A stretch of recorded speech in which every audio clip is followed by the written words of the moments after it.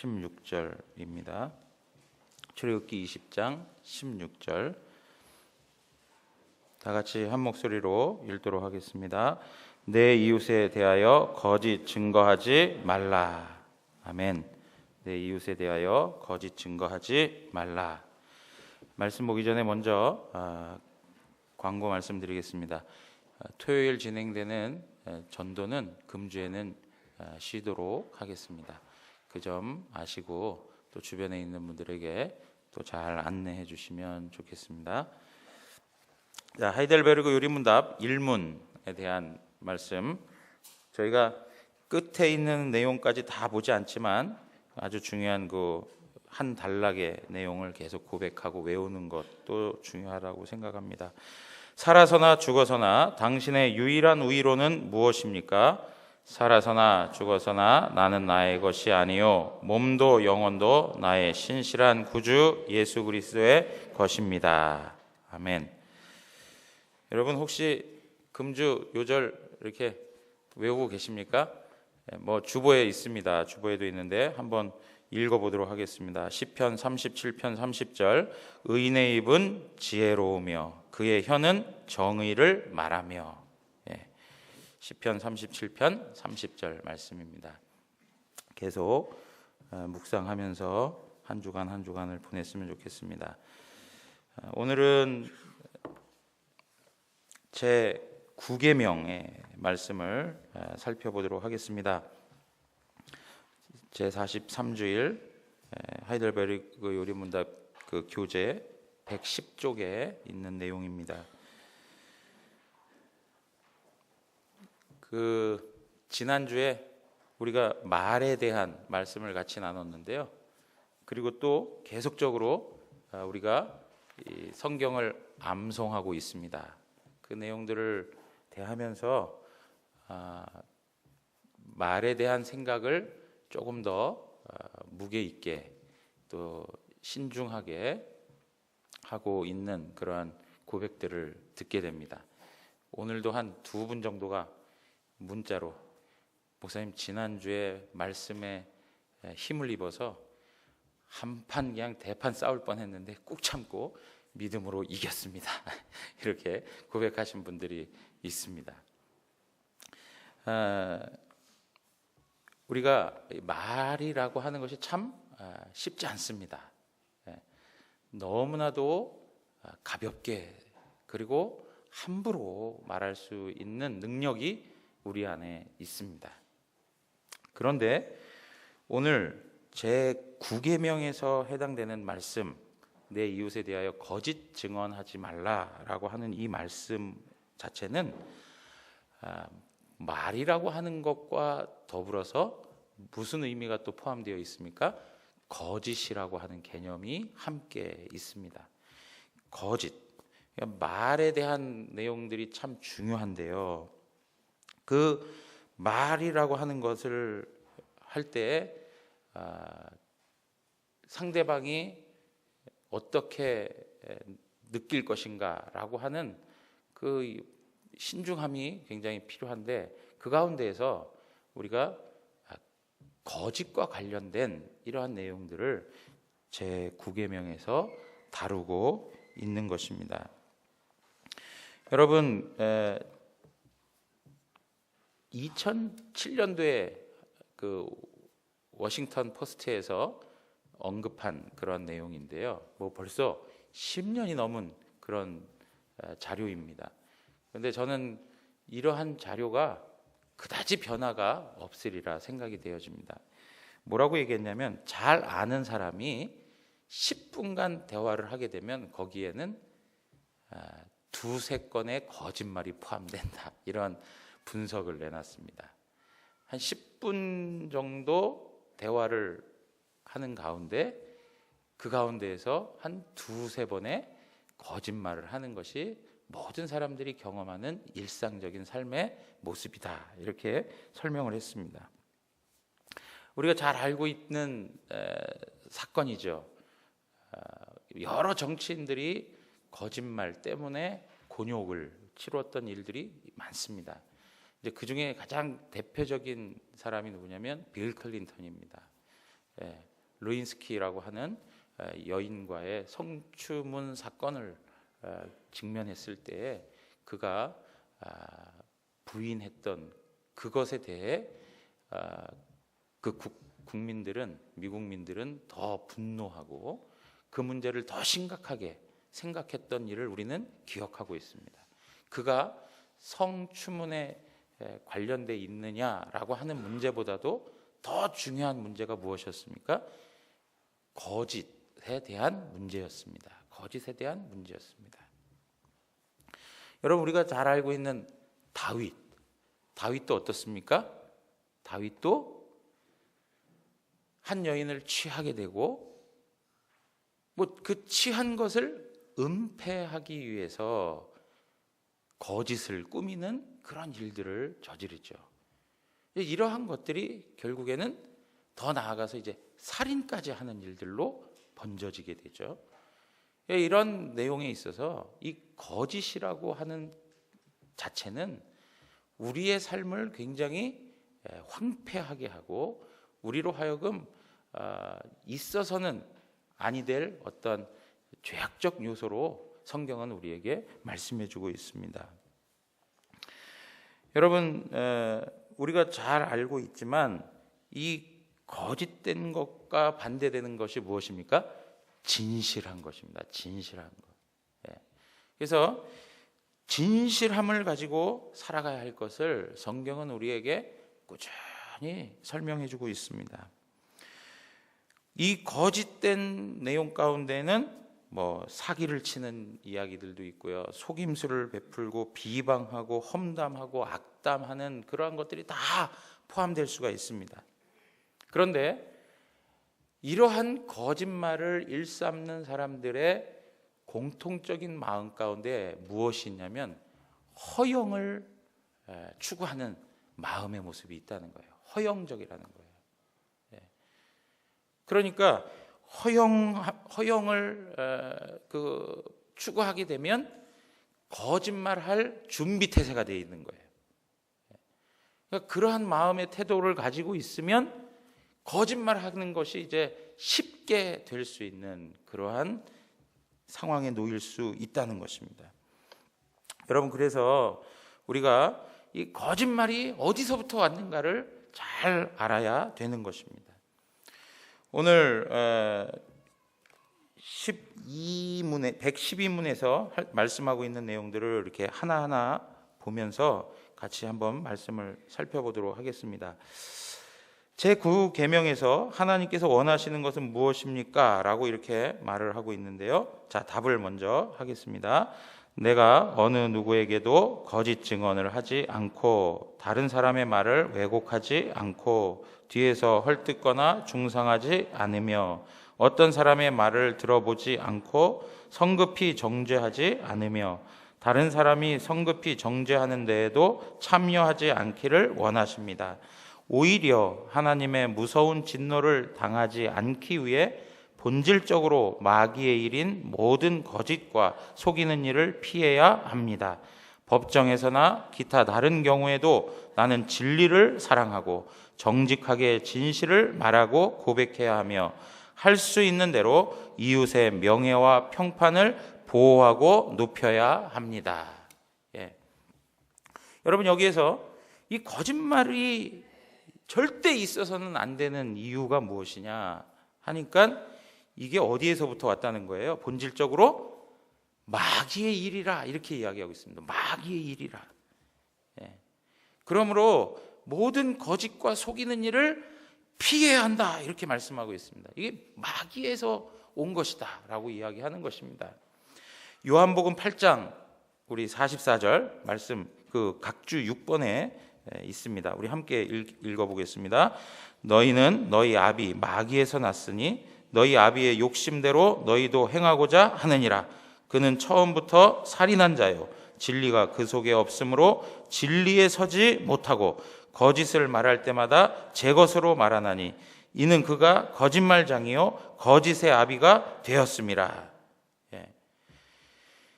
너희 아비 마귀에게서 났다 그러면서 그는 처음부터 살인한 자요 진리가 그 속에 없다 그렇게 얘기합니다. 마귀의 특징은 뭐냐? 진리가 그 속에 없다라고 하는 거예요. 그러면서 그는 거짓말할 때마다 무엇으로 얘기한다고요? 제 것으로 이야기한다. 제 것으로 말한다. 그는 거짓말장이고 거짓의 아비다라고 말하고 있습니다. 마귀의 별명이 뭐라고요? 거짓의 아비가 된다라고 말씀하고 있습니다. 여러분, 우리는 이 이야기가 왜 진리인지를 우리는 너무 잘 알고 있습니다. 어디에서 이 사건을 가장 노골적으로 볼 수 있습니까? 에덴 동산에서, 그죠? 에덴 동산. 우리 창세기 3장 한번 넘어가 보겠습니다. 창세기 3장. 스크린에 없습니다. 이거는 창세기 3장.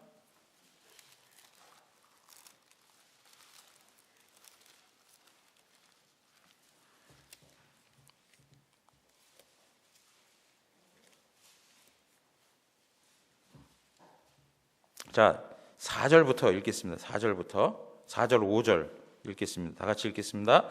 뱀이 여자에게 이르되 너희가 결코 죽지 아니하리라.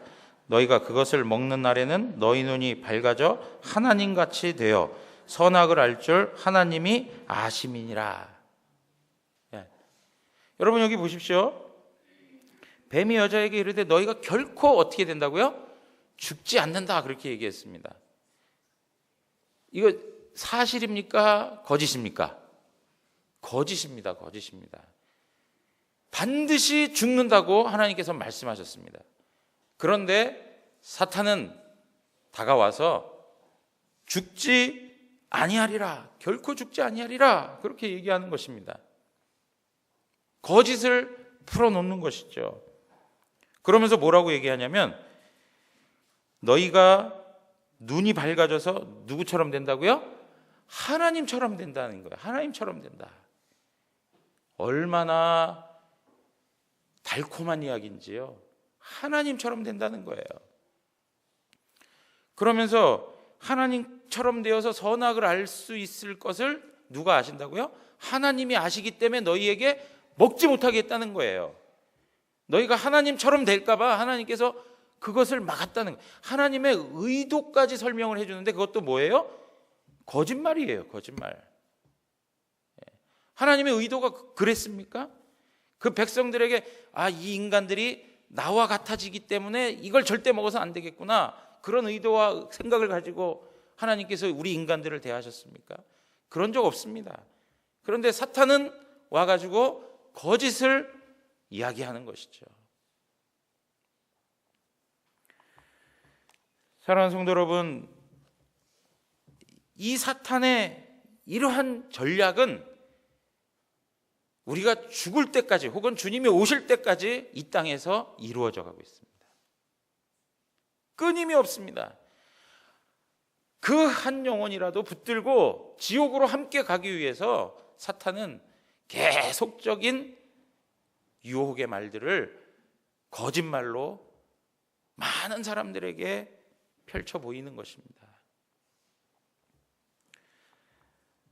사랑하는 성도 여러분, 이 사단의 이런 역사들이 우리의 삶에 있는데, 특별히 마태복음 4장으로 한번 또 넘어가서 보실까요? 마태복음 4장입니다.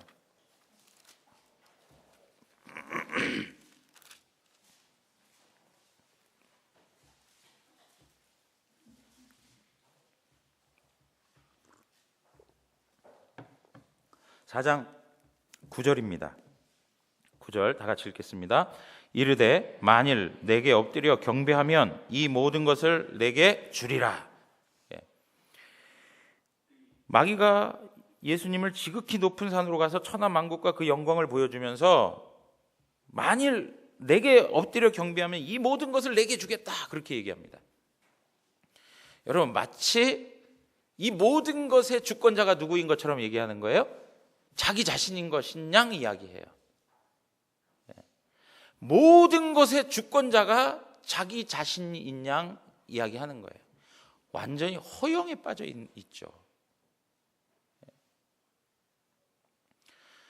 자기 자신이 모든 것들을 다 컨트롤하고 자기에게 다 속한 줄 알고 자기의 권한 아래에 있는 것이라고 생각을 해요. 그리고 예수님 앞에서조차 뭐를 해요? 거짓말을 하고 있는 것입니다. 여러분, 이러한 것에서 예수 그리스도를 인하여서 우리는 구속을 받았다는 것이죠. 지난주 주일날 말씀을 같이 나눈 것처럼 우리의 말도 그리스도의 구속의 은혜를 입은 것입니다. 예수 그리스도의 그 십자가의 은혜를 경험한 하나님의 사람들이 마귀로부터 나오는 이러한 악한 일들을 계속적으로 붙들고 살아갈 수가 없는 것이죠. 그래서 에베소서 4장 25절 우리 한 번 더 말씀 찾아보겠습니다. 에베소서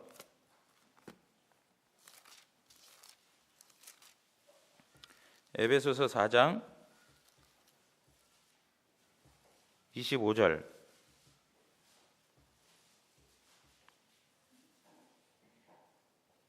다 같이 읽겠습니다. 그런즉 거짓을 버리고 각각 그 이웃과 더불어 참된 것을 말하라. 거기까지만 읽겠습니다. 여러분 보십시오. 그 전에 있는 내용을 한번 보세요. 4장 22절부터 너희는 유혹의 욕심을 따라 썩어져가는 구습을 따르는 옛사람을 벗어버리고, 그렇게 얘기합니다. 그죠? 옛사람일 때는 거짓을 일삼을 수 있는 거죠. 옛사람이니까. 그런데요, 23절에 뭐라고 얘기합니까? 오직 너희의 심령이 새롭게 되어 하나님을 따라 의와 진리의 거룩함으로 지으심을 받은 새 사람을 입으라 그래요. 의와 진리의 거룩함으로, 진리의 거룩함으로 새 사람이 되었다는 것이죠. 그러므로 어떻게 하라고요? 거짓을 버리고, 이렇게 말씀하고 있는 거예요. 그러므로 거짓을 버리고 각각 그 이웃과 더불어 참된 것을 말하라, 그렇게 얘기합니다. 참된 것을 말하라. 여러분, 그러니까 예수 그리스도 안에서 구속함을 받은 하나님의 자녀들, 사단의 권세로부터 벗어나서 이제는 하나님의 형상으로 새롭게 된 하나님의 자녀들의 첫 번째 되는 특징이 무엇이어야 하느냐? 거짓과 단절하는 거예요. 거짓과 단절하고 하나님 앞에서 진실해야 된다는 거예요. 참된 것을 가지고 살아가야 된다는 거예요. 너가 사단에게 속했느냐 하나님께 속했느냐를 판별할 수 있는 시금석이 뭐냐? 내가 거짓 것을 추구하며 살아가느냐, 참된 것을 추구하며 살아가느냐. 여기에 하나의 우리가 어디에 속해 있는지를 알아볼 수 있는 근거가 될 수 있다는 거예요. 내가 과연 어디에 속해 있는가?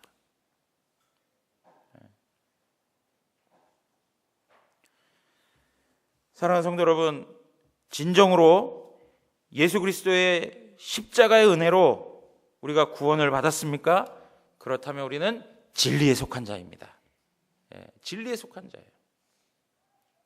참된 것을 추구하여 거짓과는 더 이상 함께 할 수가 없는 거예요. 여러분 보십시오. 그 옛날에 오늘날도 마찬가지입니다. 박해 현장에서 보면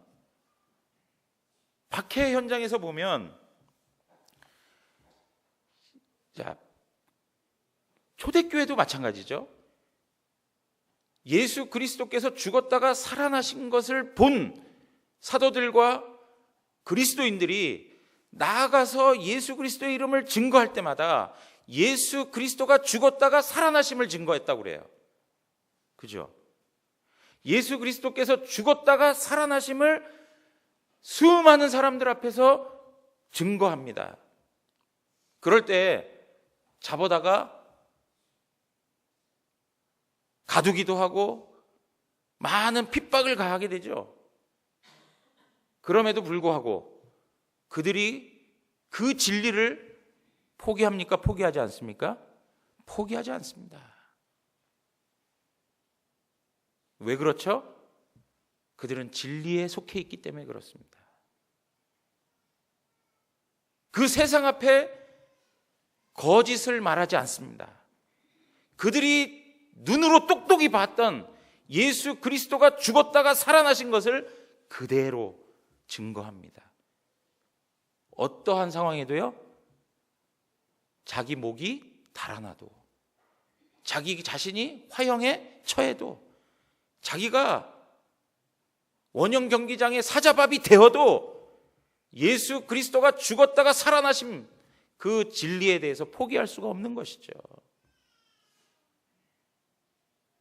사랑하는 성도 여러분, 오늘 우리가 삶을 살아갈 때 말이죠, 사람과의 관계 속에서 대화되어지는 모든 과정에 그 하나하나의 언어적 표현이 예수 그리스도의 십자가와 부활하심에 대해 연결되어 있는 사실이라는 것을 놓치지 마셔야 돼요. 내가 하는 말 한마디가 예수 그리스도의 십자가와 부활하심과 관계된 이야기라는 것을 놓치지 마셔야 된다고요. 내가 만약에 거짓말을 한다든가 정직하지 못한 방식의 삶을 살아간다라고 할 때는 결국에는 무엇입니까? 그게 예수 그리스도의 십자가와 부활 또한 부인하는 자와 같은 거예요. 여러분, 오늘 우리가 이러한 말씀에 단단히 묶여서 정말 우리 마음 가운데 끊임없이 이러한 거짓됨이 나오지 않습니까? 우리가 불리해질 때, 그죠? 우리가 어떠한 부분에 있어서 손해를 봐야 될 때, 어떤 부분을 축소하기도 하고 어떤 부분을 더 확대하기도 하는 것이 바로 우리의 모습 아닙니까? 심지어 목사인 저에게도 그런 유혹이 끊임없이 있단 말이에요. 우리의 모습 가운데 그런 모습은 너무나도 평범한 모습 속에 늘 노출되어 있는 거예요. 이런 문제를 우리 하나님의 사람들이 정말 기도하면서 우리의 경건의 삶의 모습 가운데서 깊이 묵상하고 다시 한번 십자가의 능력을 덧입어서 주님께서 우리에게 회복해 주신 그 놀라운 은혜를 누리고 살아가야죠.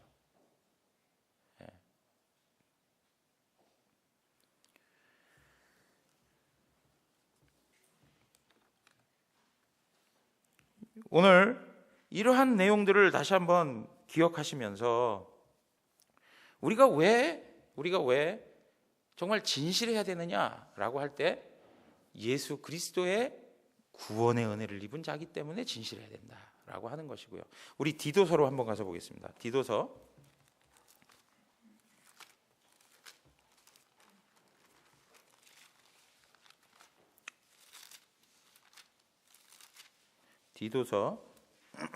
1장입니다.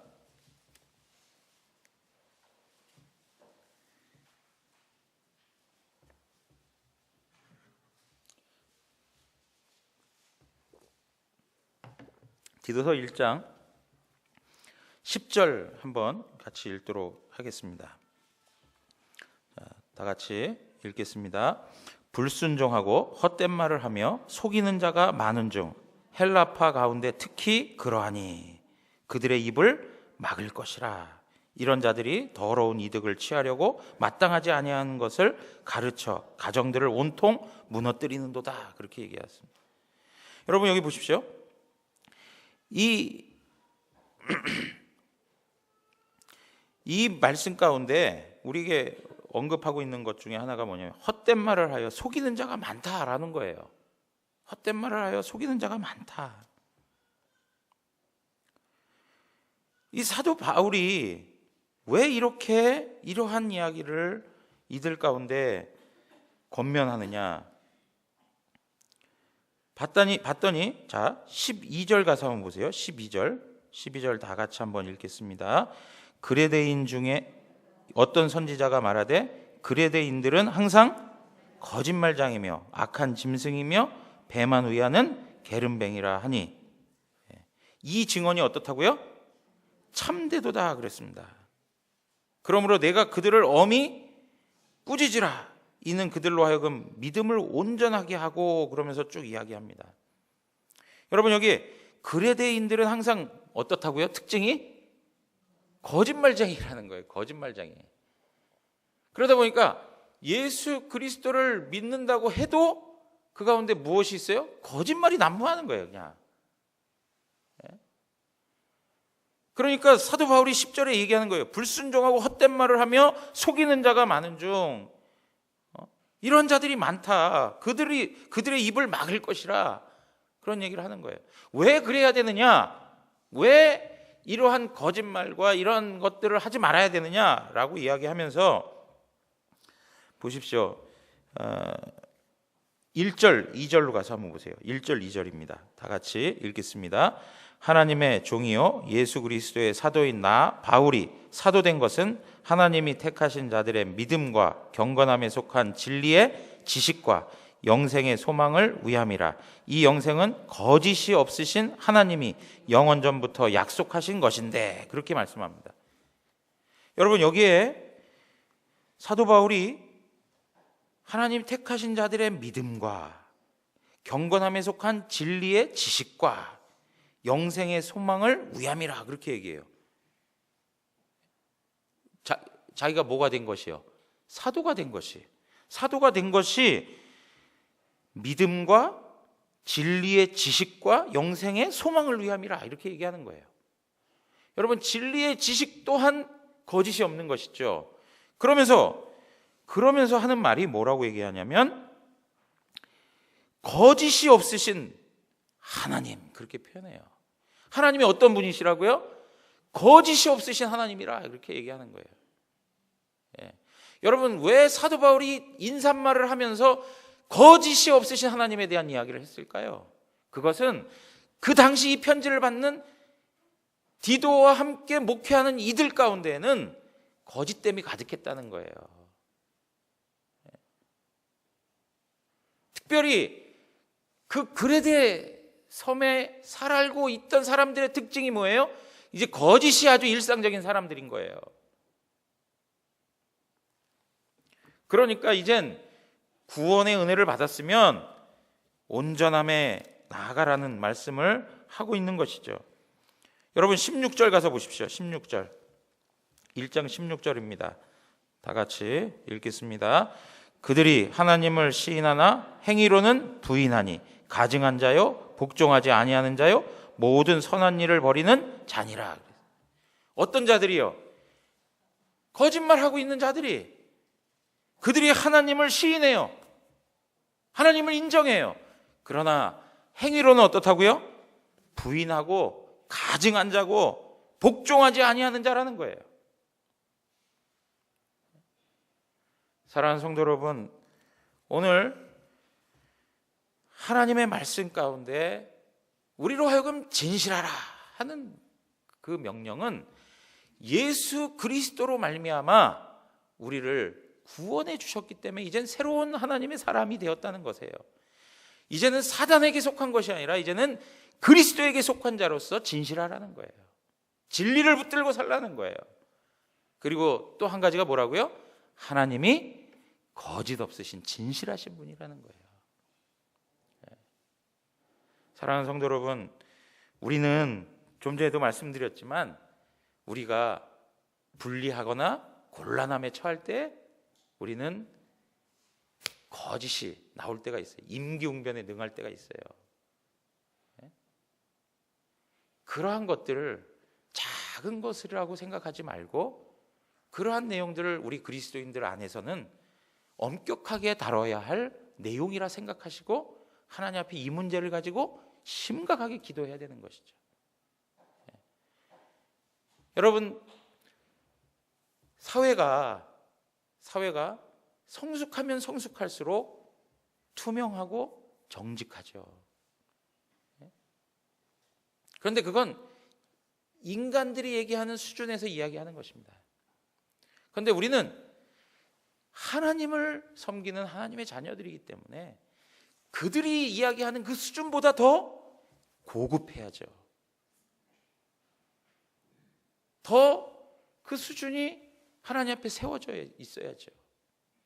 근데 오히려 제가 지난번에도 이제 그 설교할 때 말씀드렸지만 그리스도인들 그러면 말은 잘하고 하는데 신뢰를 얻지 못하는 그러한 현실이 되어버렸단 말이죠. 그런 부분에서 여기서 있는 목사부터 책임이 있는 것이죠. 저도 참 이 말이라고 하는 것이 참으로 어렵습니다. 사탄의 간교한 속임수가 내 마음을 움직여서 나 역시 거기에 그대로 또 따라 움직이는 그런 모습들이 얼마나 많습니까?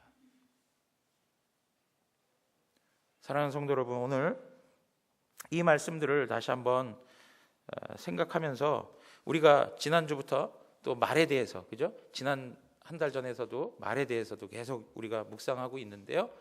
오늘도 이 말씀으로 하나님께서 우리에게 더해 주실 때 끊임없이 이 말에 대한 경건의 능력을 하나님 앞에 회복하는 기회로 삼기를 원합니다. 여러분, 오늘 여기 있는 내용들 하나하나씩 뭐 다 살펴보자면 굉장히 긴데요. 그 가운데서 우리 그 각주에 있는 말씀들 있지 않습니까? 그 말씀들 하나하나씩 좀 한번 읽어보도록 하겠습니다. 자,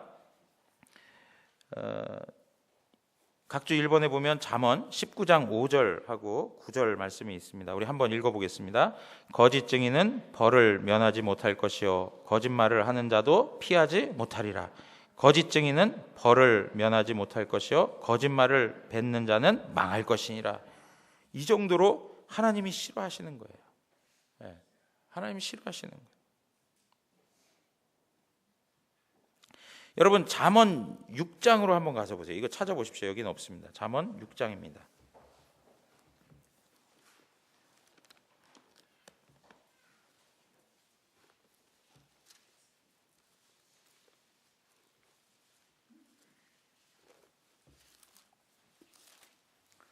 잠언 6장 16절 17절 6장 16절 17절입니다. 다 같이 읽겠습니다. 여호와께서 미워하시는 것 곧 그의 마음에 싫어하시는 것이 67가지이니 곧 교만한 눈과 거짓된 혀와 무죄한 자의 피를 흘리는 손과 악한 계결을 꾀하는 마음과 빨리 악으로 달려가는 발과 거짓을 말하는 망령된 증인과 및 형제 사이를 이간하는 자이니라. 아멘. 여러분, 여기에 보면 하나님 여호와께서 미워하시는 것 몇 가지가 있다, 그렇게 얘기하고 있어요.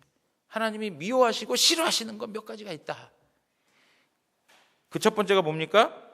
교만한 눈, 그 다음에 거짓된 혀, 그리고 무죄한 자의 피를 흘리는 것, 악한 계결을 꾀하는 마음, 악으로 달려가는 발과 거짓말을 말하는 망령된 증인, 그리고 형제 사이를 이간하는 자. 하나님께서 싫어하신다라고 말씀하고 있어요. 하나님 싫어하신다. 스가랴 말씀으로 한번 가서 보겠습니다. 스가랴입니다. 스가랴 8장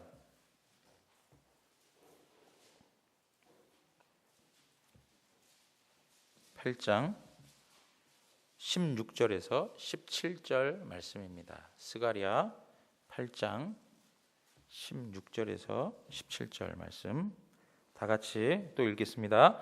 너희가 행할 일은 이러하니라. 너희는 이웃과 더불어 진리를 말하며 너희 성문에서 진실하고 화평한 재판을 베풀고 마음에 서로 해하기를 도모하지 말며 거짓 맹세를 좋아하지 말라.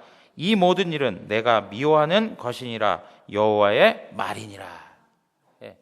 여호와께서 미워하시는 일 어떤 것들입니까? 반대로 이야기하면 되겠죠. 그죠?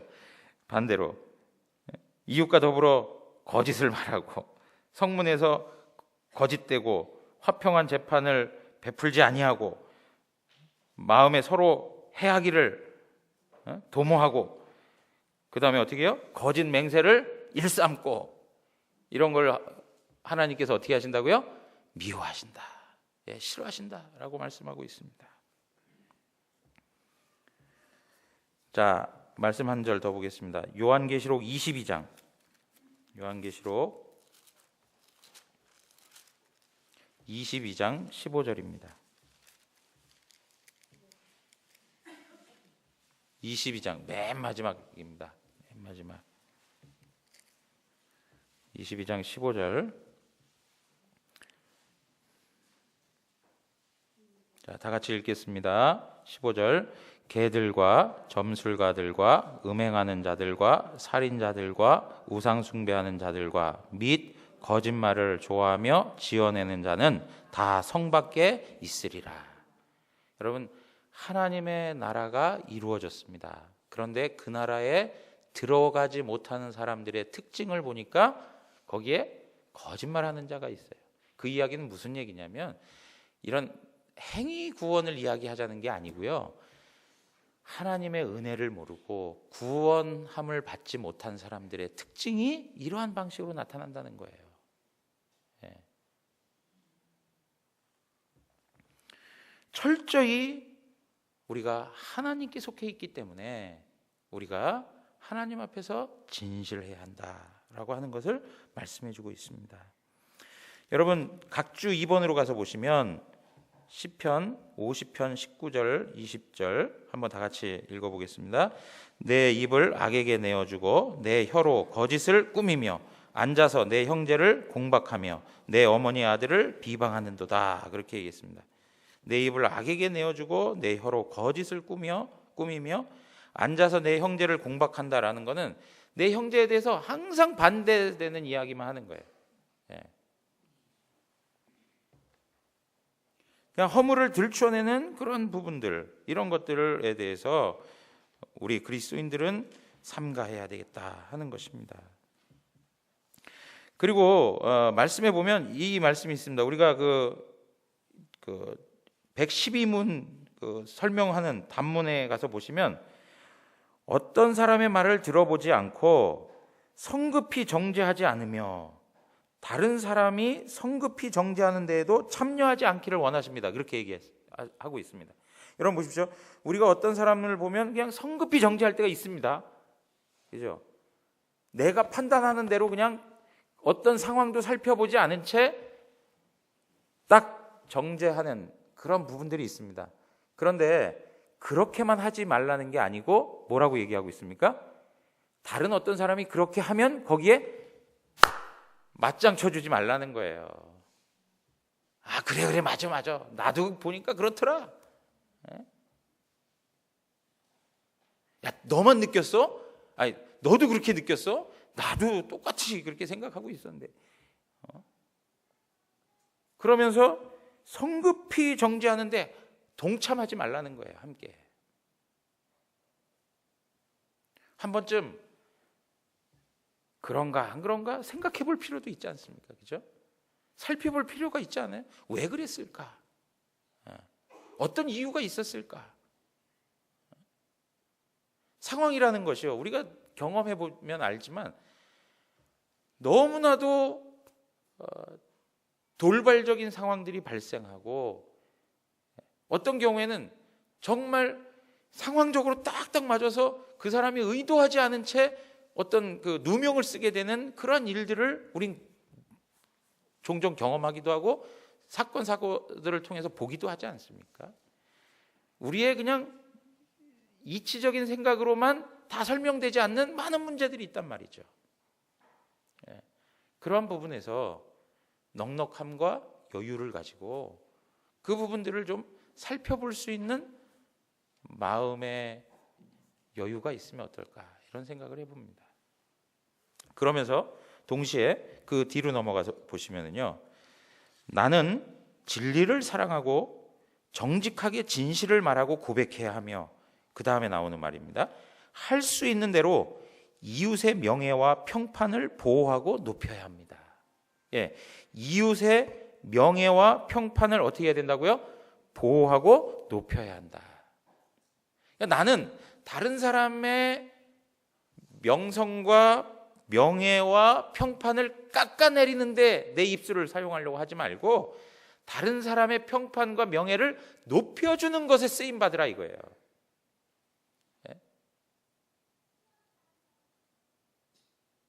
제가 예전에 우리 그 신학교 다닐 때 보면 교수님들이 서로 이렇게 높여주는 모습들을 참 봐요. 그 교수님은 이게 참 탁월하고 훌륭하다. 참 그분은 아무나 갖고 있지 않은 이런 참 좋은 모습들을 가지고 있다. 참 훌륭하고 좋다. 교수님이 다른 교수님을 놓고 그렇게 얘기해 주니까 그 교수님도 존경스러워지고 또 그렇게 말씀해 주시는 교수님도 존경을 받아요. 그런데 그게 아니고 어떤 분들은 보면 학문적 견해가 틀려가지고 나는 그렇게 생각하지 않은데 그런 부분에서 뭐 이러면서 이제 우리 소위 얘기한 디스한다라는 이야기 하지 않습니까? 이제 그렇게 이야기를 해요. 폄하해요. 그러면 학생들 마음 안에서도 그게 선한 것을 남겨주지 못하더라고요. 좋은 흔적을 남겨주지 못하더라고요.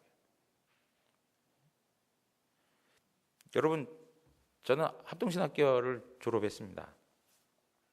우리 여기 강사님으로 오시는 임원만 목사님이 신학교 다니실 때 저는 학부에 있었습니다. 학부에.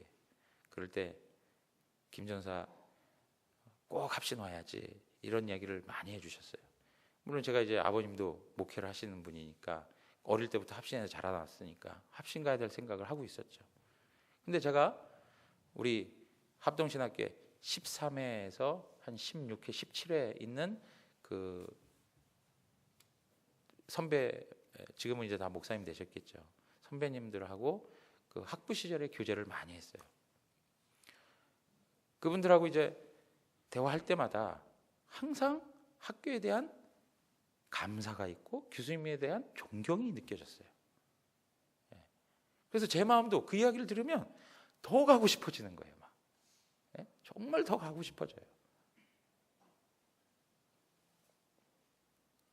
그래서 저도 제가 학부에 있을 동안 많은 사람에게 다른 타 신학교 가지 마시고 합신 가시라. 합신의 좋은 점을 그냥 저도 들은 대로 또 뭐 경험도 많이 해보지 않고 들은 대로 또 쫙 설명해 줘요. 그래서 합신 가신 분들 있습니다. 그래서 가신 분들이 있어요. 제가 탈보 신학교에서 미국에서도 탈보 신학교에서 장신 가시겠다고 계속 공부했던 분이 있는데 합신 가시라고 그래가지고 합신 들어오셔가지고 공부하고 마치신 분도 있는데요. 여러분, 그러니까 그런 부분에 학교에 대한 어떤 자부심, 감사 그런 게 있었어요. 있었어요. 근데 어느 때인가부터 학생들 입에서 뭔가 이렇게 불평되는 이야기들이 나와요. 뭐 폄하하는 이야기들, 어떤 교수님들의 어떤 단점들 이런 얘기가 그 저희 기수구 우희 선배 목사님들 선에서 이렇게 조금씩 그런 것들이 좀 나오기 시작하는 것 같더라고요. 뭐 그분들이 뭐 다 그런 건 아니겠지만 제가 뵌 분들 가운데 말이죠. 그러니까 그런 부분에서 점점 분위기도 예전만큼 그 어떤 교수님들에 대한 어떤 존경과 이런 부분들이 좀 이렇게 다운되어져 가는 그런 느낌을 받을 정도로. 여러분, 이런 게 하나의 그 나름대로의 그 정서 아니겠습니까? 그 학교의 정서고 학교의 어떤 흐름인데 저는 그게 어디서든지 다 동일하다고 생각해요. 가정에서도 마찬가지죠. 가정 식구가 서로 존중해주고 또 품어주고 또 좋은 말들을 이렇게 해가며 격려하고 하는 것하고 그냥 무조건 그냥 막 목소리 높여서 윽박 지르고 그런 가정들하고 그 분위기 많이 틀리지 않습니까? 그리고 항상 진실을 이야기하는 가정에 풍토하고 어떻게 하면 그냥 가정 안에서도 다 서로 부모님에게도 속이고 자식끼리 형제들끼리 서로 속이고 하는 그런 가정하고 또 많이 틀리잖아요. 정서적으로. 마찬가지로 하나님 교회도 마찬가지라고 생각합니다.